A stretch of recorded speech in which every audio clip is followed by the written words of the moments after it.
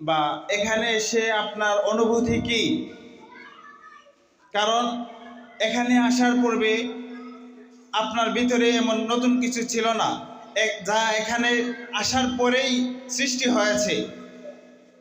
অর্থাৎ এখানে আসার পরে আপনার একটা অন্যরকম ভালো লাগা এবং আপনার মনের বাসনা যে এমনভাবে যদি আমরা একসাথে থাকি সবসময়, সবার সাথে যোগাযোগ যদি একইভাবেই হয়, ভিন্ন রকম হয়, তখন সেটা সবার জন্যই ভালো হবে এবং মঙ্গলজনক হবে। তো আমাদের যে সংগঠন আল ইহসান সমাজ কল্যাণ পরিষদ, আব্দুল আজিজ কুদ্দুসি উনি কিছুটা বলেছেন আপনাদের সম্মুখে। আমাদের সংগঠনটি শুরু হয়েছিল প্রায় 2020-এর জুন মাসে। জুন মাসেরও 3 মাস আগে শুরু হয়েছিল। বাকি আমাদের সংগঠনের কার্যক্রম অফিসিয়ালিভাবে সেটা জুন মাস থেকে শুরু হয়েছে।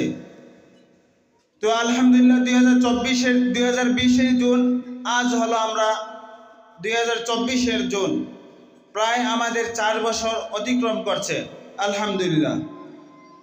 তো এই 4 বছরের ভিতরে আমরা বিভিন্ন সময় বিভিন্ন কাজ, বিভিন্ন প্ল্যান উদ্যোগ হাতে নিয়েছি। যেই কাজই আমরা যখন হাতে নিয়েছি আলহামদুলিল্লাহ খুব সফলভাবে সেটা সম্পন্ন করেছি। হয়তো এই সম্পন্ন করার পিছনে আমাদের সামর্থ্য ছিল না, সাধ্য ছিল না, কিন্তু আমাদের সাথে ছিল, আমাদের সঙ্গে ছিল সৎ সাহস, আমাদের সাথে ছিল, আমাদের পাথরে ছিল আল্লাহ ভরসা। আল্লাহর ভরসা এবং সৎ সাহসকে পুঁজি করে আমরা বড় বড় কাজ হাতে নিয়েছি। আল্লাহ তাআলার তৌফিকে সেটা সম্পন্ন করেছি। তন্মধ্যে থেকে কয়েকটা কাজ উল্লেখযোগ্য। একটা হলো আমাদের কবরস্থান, সেটা যদিও এখন বেড়া নেই, বেড়া যেটা আশেপাশে ছিল সেটা নেই, কিন্তু আমাদের জায়গা থেকে আমরা সাকসেস বলা চলে, আমরা সফল। কিভাবে সফল? 4 বছর আগেও আপনারা সবাই দেখেছেন আমাদের কবরস্থানের মধ্যে প্রায় 4 থেকে 5টা লাশ থাকতো, বনের লাশ। প্রতি সময় সৃজনের মধ্যে সবাই বন কাটতো, তো বন শুকাতো, সেটা দূষণীয় না। শুকানোর পরে বনকে একত্রিত করে রাখার জন্য লাশ দেওয়া হতো গুরুস্থান। সেটা আমরা দেখছি কিনা বলেন? আমরা দেখছি কিনা? দেখেছি, সেগুলো আমাদের নজরে এসেছে সবগুলাই। তো এই সমস্ত জিনিসগুলা শুধু পুরুষরাই করতো যে এমন না, বরং অনেক মহিলারা এসে কবরস্থানের মধ্যে গুরুত্বপূর্ণ পবিত্র একটা জায়গার মধ্যে মহিলারা পর্যন্ত এসেও সেটা বনের লাশ দিত এবং বন শুকাতো। সেটা অনেক আফসোসের বিষয়, অনেক আফসোসের বিষয়। তখন আমরা কিছু বলতে পারি নাই, এই আফসোস এবং শত ব্যথা আপনার বুকেও আপনার অন্তরেও জেগেছে এবং আপনিও অনেকের সাথে আলোচনা করেছেন একজন মহিলা কেন গুরুস্থানে যাবে, একজন মেয়ে মানুষ সে কেন কবরস্থানে যাবে। যার সমস্যা নাই, গেল সামান্য সময়ের জন্য গেল, কিন্তু সে কিভাবে একটা বনের লাশ দিতে পারে, এটা আপনার ভিতরেও লেগেছে। সেই ভিতরে লাগাটাই কাজ করেছে আপনার মতো একজন তরুণ মাদ্রাসায় পড়ুয়া ছেলে, তার ভিতরে এই কথাটা লেগেছে। আপনার মতো আরো 10 জন তারা একত্রিত হয়েছে এবং তারা একটা সংগঠন আল ইহসান সমাজ কল্যাণ পরিষদ সেটা প্রতিষ্ঠা করা তারা উদ্যোগ নিয়েছে। আমরা কিভাবে এই কাজগুলো বন্ধ করতে পারি, আমাদের পবিত্র কবরস্থানের পবিত্রতা কিভাবে রক্ষা করতে পারি। আমাদের যত মুরব্বিয়ানে কেরাম কত হয়ে গেছেন, কারো মা নেই, কারো বাবা নেই, কারো দাদা নেই, এভাবে একের পর এক অনেকেরই আত্মীয়, নিকট আত্মীয়, পাড়া প্রতিবেশী চলে গেছেন, এখানে শায়িত আছেন, এখানে ঘুমিয়ে আছেন, চিরতরে চিরকালের জন্য ঘুমিয়ে আছেন। তাদের পবিত্রতা রক্ষা করা, তাদেরকে সম্মান দেওয়া, এটা আমার দায়িত্ব। আপনার কান আছে, আমারও কান আছে, কিন্তু আমাদের এই কান দিয়ে শুনতে পাই না। তারা সারাক্ষণ আমাদেরকে ডাকতেছে যে এই কবর আমাদেরকে ডাকতেছে যে ভাই তুমি একদিন আমার বুকে আসবে, তুমিও একদিন আমাকে আমার বুকের ভিতরে শুইতে হবে, তোমাকে একদিন পোকামাকড় খাবে, সুতরাং তুমি সাবধান হয়ে যাও, কিন্তু আমরা শুনতে পাই না এইগুলা। তো সেই পবিত্র স্থানের পবিত্রতা রক্ষা করার দায়িত্ব আমাদের। সেই দায়িত্ব থেকেই আমরা প্রথমে বেড়া দিয়েছিলাম। বেড়া দেওয়ার পরে প্রায় 1 বছর 2 বছর 3 বছর পর্যন্ত মোটামুটি ছিল, এই বছর নেই। আফসোস আমাদের উপর, আমাদের দায়িত্ব আমরা ভালোভাবে পালন করতে পারতেছি না।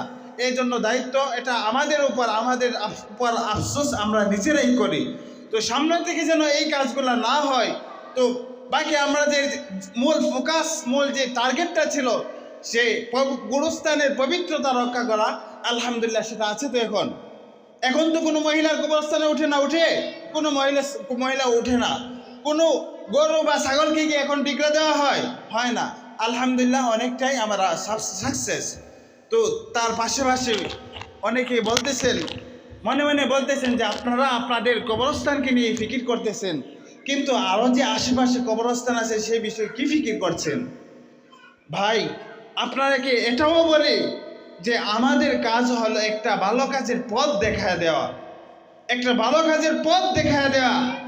আমি যখন একটা ভালো কাজের পথ দেখায় দিই আপনি, তখন ওই পথে আপনি চলতে সহজ হয়ে যায়।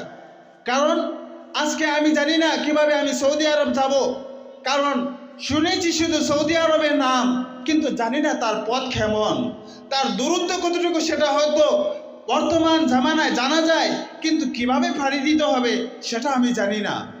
কিন্তু আপনি যখন একজন রাহবার হিসেবে, পথ প্রদর্শক হিসেবে আমাকে পথ দেখিয়ে দিবেন, তখন আমার জন্য সেই পথে চলা, সেই পথে হাঁটা অনেক সহজ হয়ে যাবে।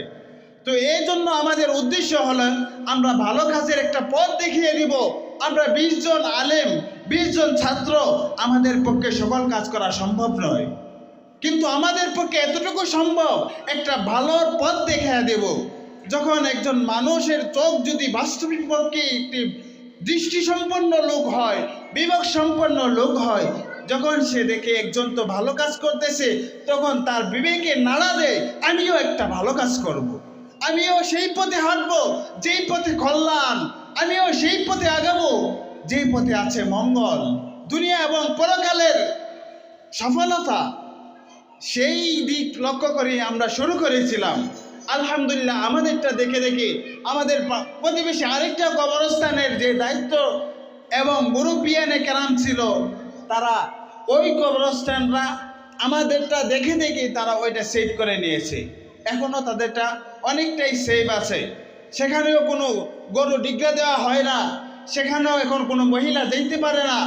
সেই কবরস্থানে ছোটোবেলা আমরাও খেলেছি, সেই আমাদের দেখা দেখি আমাদেরটা সেভ করার পরে ওই কবরস্থানে এখন আর কেউ খেলতে যায় না। এটা হলো ভালো কাজের পথ দেখিয়ে দেওয়া, তারা সেটা আদায় করেছে, পালন করেছে, তাদেরটাও সেভ হয়ে গেছে।